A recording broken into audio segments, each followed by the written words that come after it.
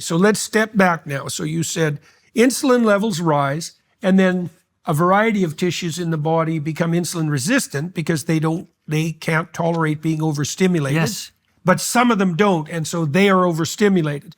Okay, and then you ovaries included. Right. Yep. And we talked about the reproductive consequences. Yes. But what other tissues become are in a hyperreactive state because of too much insulin? Yeah, right. So there are not many. Most of them go the way of the insulin resistance, like the man's side of things. And that's like, for example, what causes Alzheimer's disease, where the brain's becoming insulin resistant. But the insulin sensitive side would be a tissue like the liver, where one of insulin's effects at the liver is to tell the liver to make fat.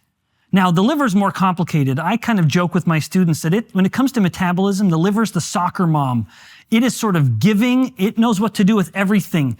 You have a problem, the liver can solve it. It is the ultimate handler. It is the nexus of all nutrient metabolism, whether it's lactate or ketones or fats or glucose or proteins, amino acids. The liver handles all of them. It is the soccer mom. It does everything. And when it comes to insulin, one of the many responses to insulin is to tell the liver to make fat. That effect is as insulin sensitive as ever.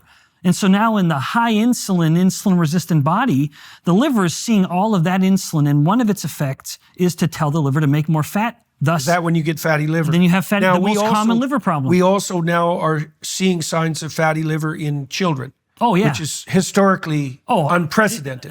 Not only alcohol does that. Alcohol does. Right. But too much fructose, another pointing the finger like in high fructose corn syrup, kind of fructose, which is subsidized to a degree that's absolutely stunning, and which is in virtually every processed food. Yes. So so much of what I rage against when it comes to the government getting involved is it's subsidizing the most problematic things like high fructose corn syrup. But even if you and I were drinking orange juice right now, that's a straight shot of glucose, or apple juice.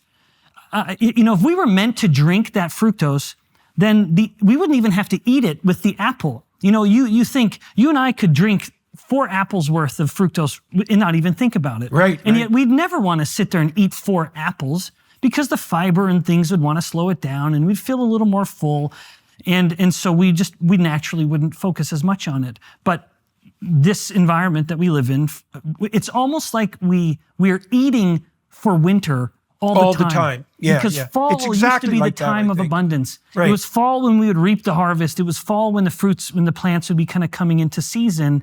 And boy, let's get ready. Yeah, like let's lay on some fat, like a bear, because winter's coming. But winter in the north, that would be not good. Right. Winter never comes. Right. And so anyway, as we go from top to bottom, you can find insulin resistance, the brain, just to fine point on it. The brain is one of the high metabolic rate organs in the body. Right now, we're having a stimulating conversation. It is entirely possible. I bet our brain is number 2 or probably number 2 highest metabolic rate at the moment. Because it's so hungry, it's so demanding. Even when we're sleeping, it's busy, so it needs to be fed constantly. The brain doesn't burn fat for energy for reasons that we don't really understand, actually. The brain is its own hybrid, though, burning glucose, blood sugar, or ketones. Yeah. Now, there is, in fact, a man whom I love and admire is a scientist in Northern Ontario. And it's Stephen Cunnane. He presented this idea of a shore-based evolution. Suggesting that the reasons humans departed, in part, we are the only land-based mammal born obese. Buckminster Fuller pushed that theory too, by the way. Really? Yeah. Well, it accounts for lots of things like female fat distribution, kind of webbed hands and feet, our ability to swim, hairlessness. Omega-3, the value of omega-3 fats, eating these kind of short. Well, where else would you live if you could?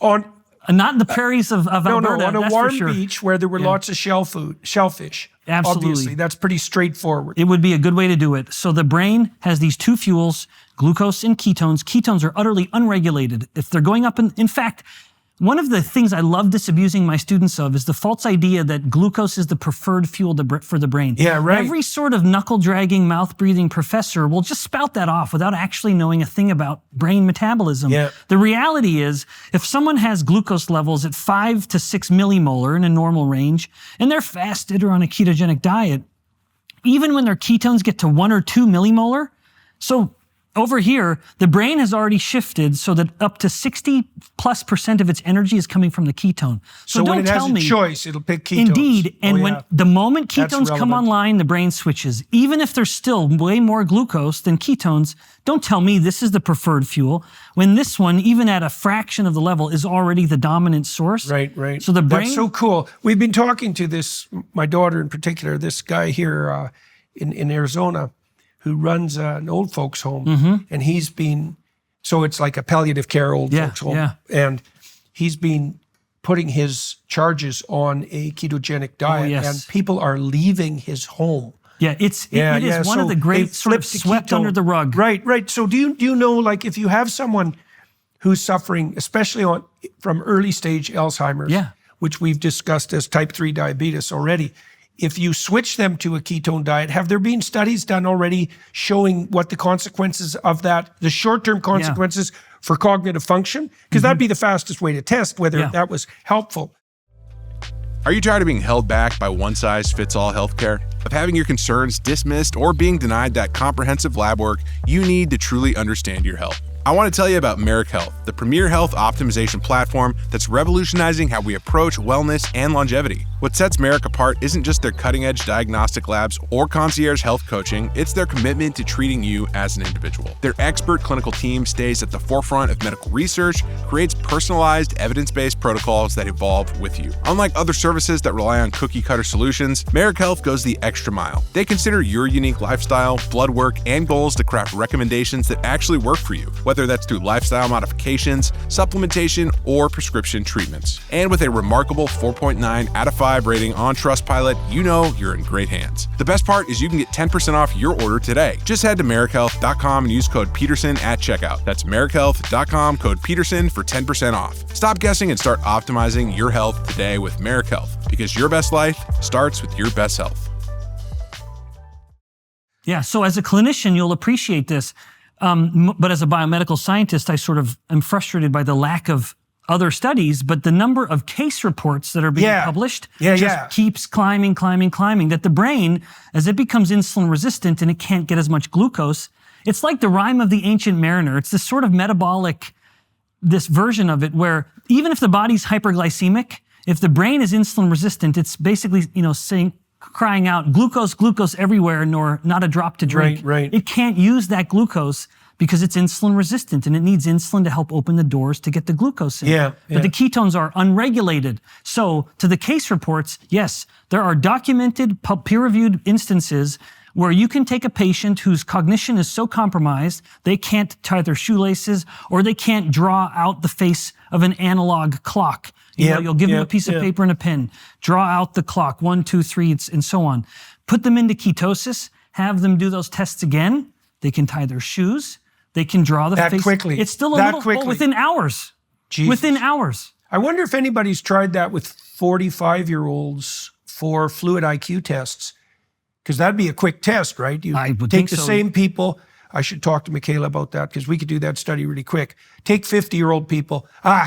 Take obese 50-year-old people. Now you're talking. Do a fluid IQ test. Put them in ketosis, which would take like 48 hours. Yes. Yeah, about that. Or nowadays you can drink ketones, for goodness sakes. They've become so obviously beneficial. My university just won the cross-country national So how championship. fast could you put someone into ketosis? Within an hour, depending on what So you're you drinking. could bring them in for one day. You could give them fluid IQ test, put them into ketosis, and give the test again. Yeah, you could even do it sort of placebo. Yeah, if it right. was one day after another. You're drinking something, then you're drinking You want to do that? Let's do it. That's the beauty of basic science. We could fund that. Well, the brain thrives on ketones. My own lab, we've published reports documenting how when a person's in ketosis, we actually had people, and we were pulling fat biopsies from their belly, little pieces of fat, taking it to my lab and testing the metabolic rate. The metabolic rate went up 3 times. As soon as they're in ketosis. As soon as they're in ketosis, the fat tissue just starts, it basically signals when ketones are up, insulin's down, it's sort of party time with metabolism. It's let's just get moving stuff. Metabolic rate goes up, autophagy turns on, things. That quickly? Oh, yeah. Okay, so how would you put someone in a state of ketosis with a drink?